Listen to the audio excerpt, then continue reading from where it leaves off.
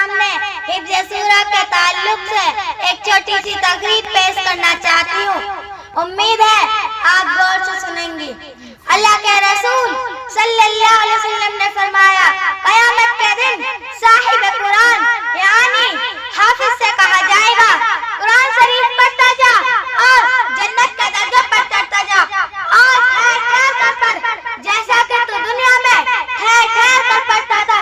बस तेरा मुकाम वही होगा जहाँ तेरी आखिरी आयत की तिलावत खत्म होगी। रसूलुल्लाह सल्लल्लाहु अलैहि वसल्लम ने फरमाया, जिस शख्स के दिल में कुरान करीम का कोई हिस्सा महफूज ना हो वो वीरान घर की तरह है। लिहाजा कुरान करीम को हिफ्ज़ करना चाहिए। कम अज कम इतना तो याद हो जाना चाहिए जिससे नमाज सही हो जाए। बस मैं इन्हीं चंद बातों पर